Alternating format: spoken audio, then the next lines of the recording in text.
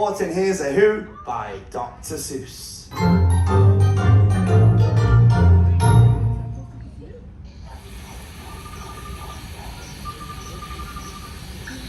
On the 15th of May, in the jungle of New, in the heat of the day, in the cool of the pool, he was splashing.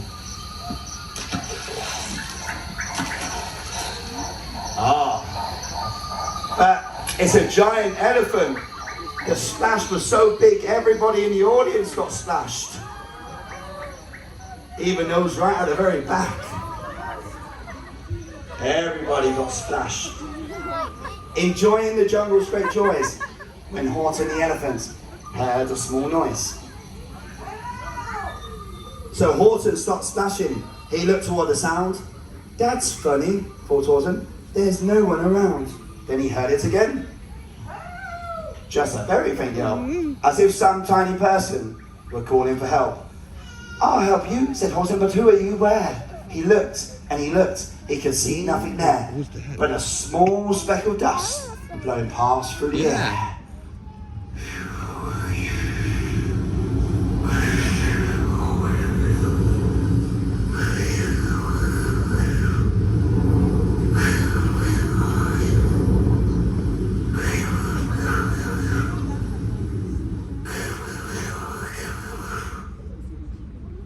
I say, murmured Horton, I've never heard tell of a small speck of dust that is able to yell. So you know what I think? Why? I think that there must be someone on top of that small speck of dust.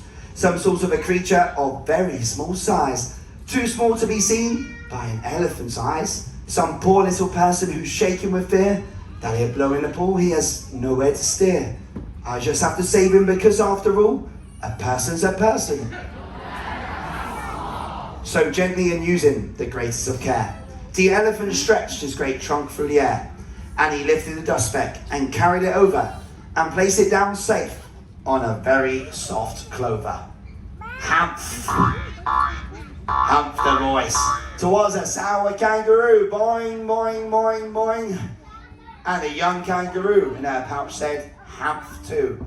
Why, that speck is as small as the head of a pin. A person on that why there never has been. Believe me, said Horton, I tell you sincerely, my ears are quite keen and I heard him quite clearly. I think you're a fool, laughed the sour kangaroo.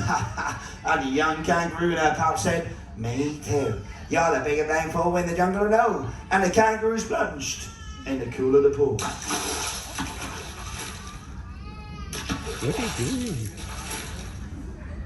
What terrible splashing, the elephant frowned. I can't let my very small persons get drowned. I've got to protect them, I'm bigger than they. So he plucked up the clover and hustled away. Should I put this speck down? Horton thought with alarm. If I do, these small persons may come to great harm. I can't put it down and I won't after all. A person's a person. Then Horton stopped walking. The speck voice was talking. The voice was so faint he could just barely hear it. Speak up, please, said Horton. He put his ear near it. My friend, came the voice. You're a very fine friend. You've helped all us folks on this dust speck no end. You've saved all our houses, our ceilings and floors. You've saved all our churches and grocery stores. You mean, Horton gasped, you have buildings there too? My town is called Whoville, for I am a Who. And we Whos are all thankful and grateful to you. And Horton called back to the mayor of the town, you're safe now, don't worry, I won't let you down. But just as he spoke to the mayor of the speck, 3 big jungle monkeys climbed up Horton's neck. The Wickersham brothers came shouting, what's rot? This elephant's talking to Whos who are not. They snatched Horton's clover.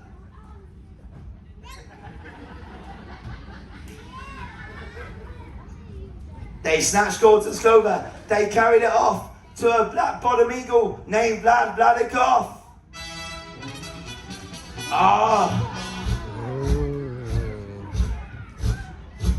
And before the poor elephant even could speak, let's hear it, eagles, let's hear it. That eagle flew off with the flower in his beak. All that late afternoon and far into the night, that black-bottom bird keep flapping your wings. in fast flight, while Horton chased after with groans over stones that tattered his toenails and battered his bones, and begged, please don't harm all my little folks who have as much right to live as us bigger folks do. But far, far beyond him, that eagle kept flapping, and over his shoulder called back, quit your yapping. I'll fly the night through, I'm a bird, I don't mind it, and I'll hide this tomorrow where you'll never find it.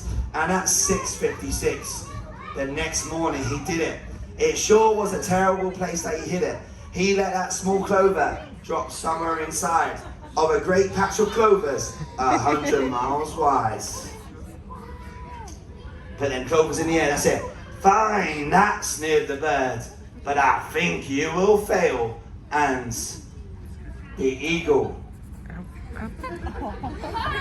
he left with a flip of his black bottom tail. You gotta flip your tail to the audience. That's it. I'll find it, cried Horton, I'll find it or bust. I shall find my friends on my small speck of dust. And clover by clover with care, he picked up and searched and called, are you there? And then on through the afternoon, hour after hour, till he found them at last on the 3 millionth flower. My friends, cried the elephant, tell me, do tell, are you safe, are you sound, are you whole, are you well? From down on the speck came the voice of the mayor. We've really had trouble, much more than our share. So Horton, please, pleaded the voice of the mayor, will you stick by us who's while we're making repairs? Of course, Horton answered, of course I will stick.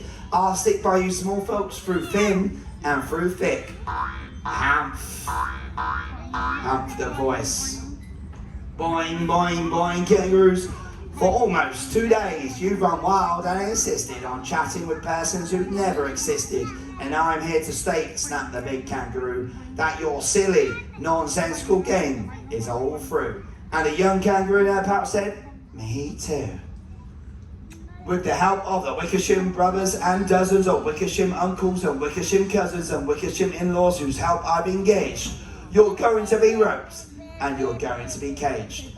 Mr. Mayor, Horton called, Mr. Mayor, you've got to prove now that you really are there. And his people cried loudly, they cried out for everybody, we are here, say it, we are here, we are here, we are here. The elephant smiled, that was clear as a bell. You kangaroo surely heard that very well.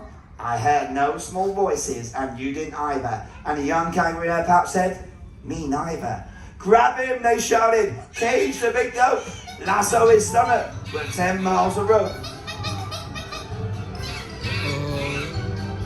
What happened, baby? Horton fought back as they started to haul him into a cage, but he managed to call to the mayor, don't give up, I believe in you all, a person's a person.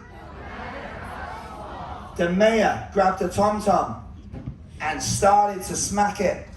And all over Whoville, they whipped up a racket. Everybody do a drum roll for us. They rattled tin kettles, they beat on brass pans, on garbage pail tops and old crappy cans. And Horton called back, I can hear you just fine, but the kangaroo's ears aren't as strong quite as mine. Are you sure every who down in Whoville's working quick? Look through your town, is there anyone shirking? Through the town rushed the mayor, from the east to the west, but everyone seemed to be doing their best. And just as they felt they were getting nowhere, and almost about to give up in despair, they suddenly burst through a door, and that mayor discovered one shirker, hidden away in the Fairfax apartments. A very small shirker named Jojo was standing, just standing, and bouncing a yo-yo. Not making a sound, not a yip, not a chirp. All of a sudden, done an amazing trick with a yo-yo. Whoa. And climbed with the lads up the Eiffelberg Tower. This, cried the mayor, is your town's darkest hour. So open your mouth, lad, for every voice counts. Thus, they spoke as they climbed. When they got to the top, the lad cleared his throat, and our helper in the second row stood up and got ready to shout the words in 3, 2, 1.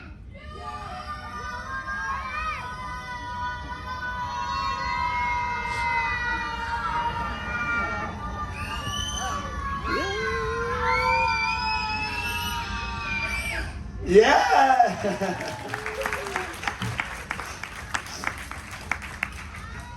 And that yop, that one small extra yop, put it over. Finally, at last, from that speck on that clover, their voices were heard. They rang out clear and clean, and the elephant smiled. Do you see what I mean? They proved they are persons, no matter how small, and their whole world was saved by the smallest of all. How true, yes, how true, said the big kangaroo. And from now on, you know what I'm planning to do? From now on, I'm going to protect them with you. And the young kangaroo said, me too. From sun in the summer, from rain when it's foolish, I'm going to protect them, no matter how smallish. Panorama family, let's hear it for our storytime volunteers up here on the stage. So, what about a massive round of applause for our sour kangaroos and all our kangaroos over here? Great job, great job. What about Vlad Vladikov and the Eagles? The crazy Wickersham family. What about the mayor of Whoville? And Horton the elephant. Panorama family, thank you so much for our storytime volunteers. And what? We got the cat in the hat back. Everybody say hi, cat. Cat, was you listening to that story? Did they do a good job? Yeah, fantastic. And Kat, you know the key message in that story, right? It's a very important one. Everybody remember, a person's a person. You've always got a voice to be heard. That's the key message in Horton Hears the Who. Now, Kat, where can they see you this cruise? You're going to be out and about, right? They can get your picture taken with you?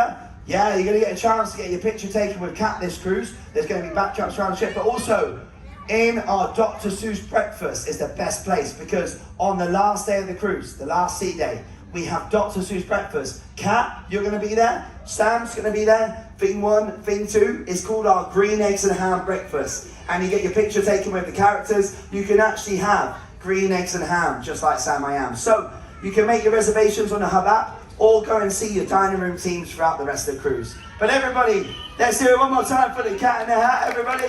You're going to see the cat later on this cruise. Thank you, Cat. Thank you, Cat. I know you're tired. You're always tired. You go back to sleep. And thank you to each and every one of you for joining us for our Dr. Seuss story time. I hope you enjoyed it. My name is Marty, your cruise director. Have a fantastic day at sea, everybody. I'll see you around the ship. Thank you very much. Yay!